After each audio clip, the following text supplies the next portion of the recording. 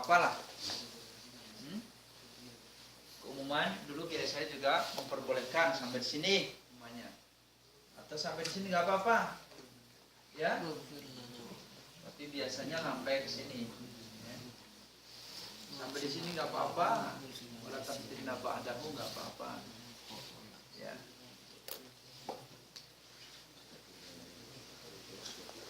Nek di takrib itu malah nggak begitu panjang.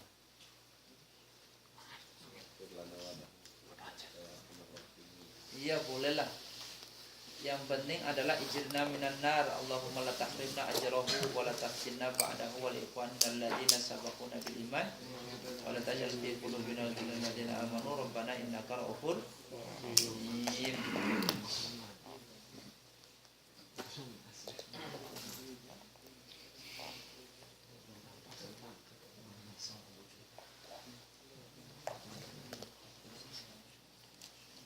Letak imamnya udah tahu ya, teman-teman sekalian ya.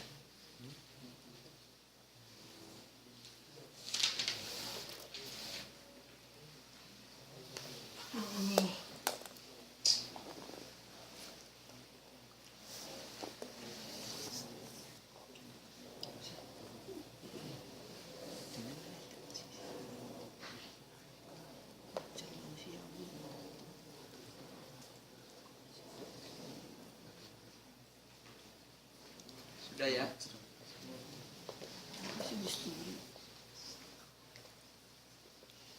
Sudah ini. Yang tinggal catat aja nanti foto lah nggak apa-apa lah. Lalu foto aja.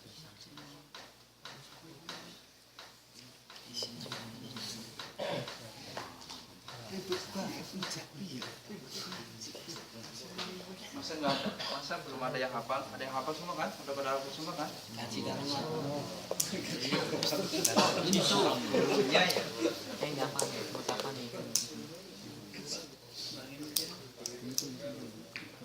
Itu secara global kaifiatus sholatil janazati, tentang bagaimana sholat jenazah.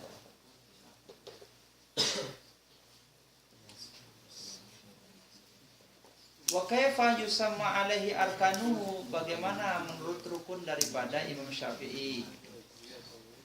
Imam Syafi'i mengatakan dan ulama-ulama yang sependapat dengannya, fa inna ruknaha fahiya al-ulatun niyatu, adalah rukun yang pertama nih niat, wasaniyuha takbiratun bi arba'ati takbirat, yang kedua adalah takbir dengan 4 takbir, wasalih suha al-qiyamu fiha intatama, adalah tetap berdiri sampai selesainya sholat ya, warabi'uha ad-du'a lil mayyit, doa bagi mayit itu terutama, wa khamisuha assalamu ba'da takbiratir rabi'ah, kemudian yang kelima adalah salam ya. Kemudian yang keenamnya adalah tartib.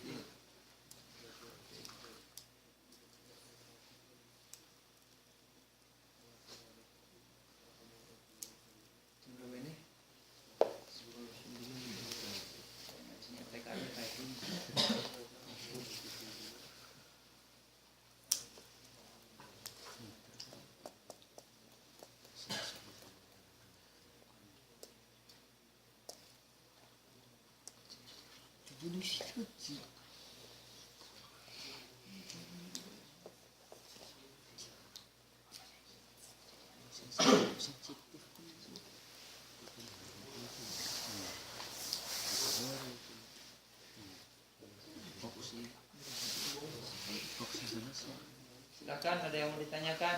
Jumlah itu Pak. Selesai. Jumlah kain kafan. Jumlah kain kafan. Jumlah kain kafan. Untuk mengkafan ini biasanya kan antara perempuan dan laki-laki kan jumlahnya kan beda-beda tuh. Kemarin belum di kemarin belum bisa? Belum jumlah itu ya, jumlah kainnya belum. Berapa lembarnya belum? 8 lembarnya. Kalau perempuan kan 2, yang laki-laki 1. Dalam artian yang penting serupa dengan kain, seperti kain yang ketika dia hidup, kan seperti itu yang dijelaskan kemarin itu dalam kitabnya itu. Jadi kalau laki-laki ya cukup satu saja. Kalau yang perempuan itu kenapa? Karena dalamannya harus pakai kayak model tapihnya itu loh. Baru kemudian ditutup lagi dengan kain yang sempurna panjang itu. Berarti segini dulu dilipat sih. Iya, dapat dulu segitu. Perempuannya belum pernah dipraktekin. Saya juga nggak pernah mengkafani perempuan sih, belum pernah. Kalau mengkafani laki ya sering, kalau mengkafani laki. Bahkan kemarin waktu cuti juga mengkafani ya, sering lah. Nah, kalau perempuan, dulu guru saya di kampung juga ngajarin seperti itu. Jadi kasih kain dulu, baru kemudian kain kafan yang sempurnanya itu. Berapa meteran? Ya ukuran kain lah. Kalau di kampung saya udah ukuran masjid sih biasanya. Beli untuk perempuan ya dikasih kain perempuan. Udah ada takarannya. Insya Allah nggak aneh lah, nggak sulit.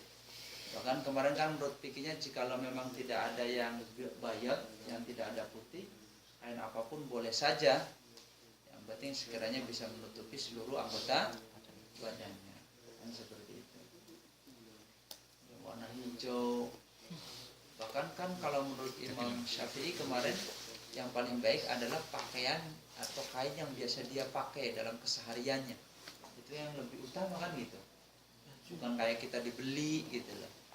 Nah, kita kan beli dulu kain kafannya kan. Nah, kalau menurut kemarin ulama-ulama kita yang fikih baik dari apa namanya itu atau muinnya, kemudian di sini adalah pakaian yang memang biasa dia pakai dalam kesehariannya, artinya kain yang biasa mereka pakai dalam kesehariannya itu malah lebih utama daripada kain yang dibeli.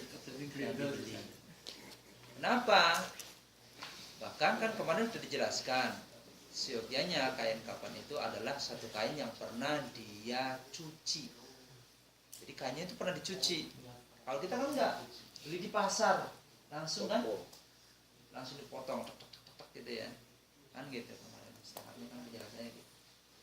Terus utamanya seperti ada lagi kan kemarin kan waktu saya di rumah itu ada fenomena yang ya baru-baru lah. Jadi kain kafan itu bertuliskan ya lafaz la ilaha illallah dan 2 kalimat syahadat seperti itu, terus bikin kafan itu bisa gimana?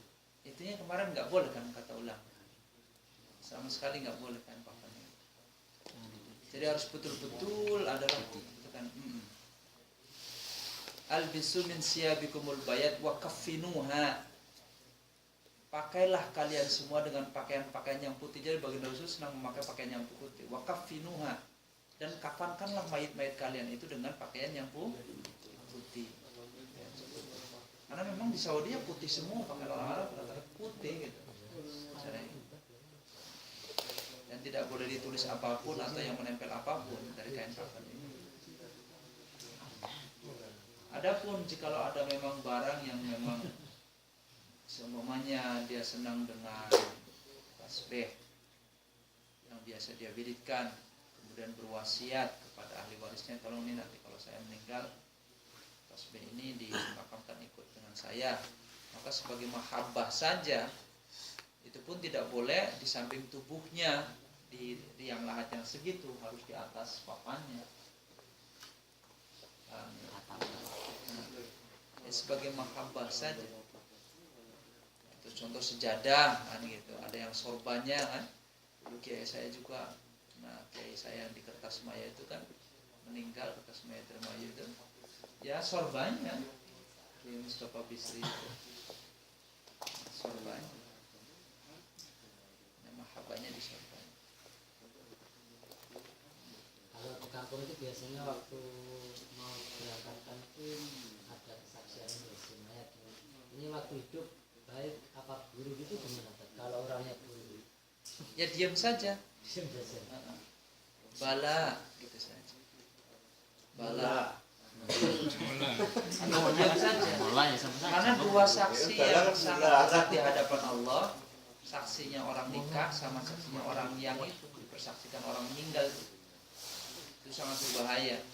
Makanya orang saksi nikah itu minimal adalah adil. Adil dalam artian 3 kategori. Dia ahli ilmu fikihnya, dia adalah orang yang cerdas, dia adalah orang yang betul-betul zuhud. Gitu. Bukan sogokan. Jadi mentang-mentang nikahnya nikah lari gitu ya. Jadi disogok gitu kan. Dia harus ngerti fikihnya lah. Kapan kobiltunya yang jelas itu bagaimana ya. Mesti ini. Nah, kita kan kadang salah, mentang-mentang dihadirin bupati, malah bupati yang jadi saksi. Yang jadi saksi itu ustadz, kiai yang ngerti fikih gitu. Terus notok bener gini gitu. Nggak boleh dari kejauhan main tanda tangan aja. Itu bahaya. Makanya sigotul akdi itu harus betul-betul dipahami.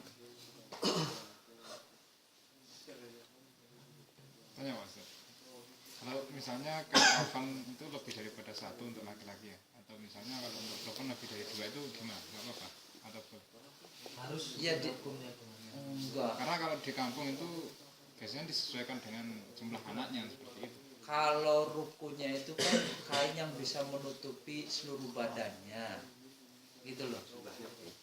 Ya, kalau seumpamanya kepanjangan atau nggak pernah saya alami sih juga saya. Maksudnya lebih dari satu kain. Satu lembar gitu loh. Lebih dari Lembarannya satu itu loh, lembar. Ustaz. Lembarnya lebih daripada satu kain. Iya. Ya kalau bisa janganlah ya, cukup satu aja. Ya menurut pikirnya sih satu aja yang bisa menutupi seluruh anggota tubuhnya. Tapi kalau di kamu saya lebih dari satu, Ustaz. Masa? Kalau yang laki-laki itu maaf, wanita apa mana gitu, pokoknya lebih dari satu. Saya kalau cuma misalnya satu lembar itu takutnya masih kan kain yang sekarang itu biasanya masih agak nerawang kalau putih tipis gitu, jadi takutnya masih kelihatan bentuk tubuhnya gitu, auratnya kelihatan. Enggak lah. Di kampung saya enggak ada kayak gitu. Di kampung saya biasa aja. Kalipun dirangkap paling 2 pun enggak seluruhnya. Bagian-bagian tertentu saja. Ya intinya tidak ada hal yang dosa ataupun apa namanya itu berlebihan dalam mengkafani, yang jelas bisa menutupi seluruh anggota tubuhnya. Kan beda-beda sih. Ada yang daerah mana itu Jawa Tengah, Ketanggungan apa juga ada sampai yang 3, 2 ada sana. Tapi yang di sana ya sekiranya bisa menutup seluruh anggota tubuhnya. Kalau perempuan yang penting dikasih benting itu artinya ya untuk takpihnya itu menutup sebagai satril aurahnya. Seperti itu. Kemudian sedikit saya jelaskan tentang asuransi ya. Kalau asuransi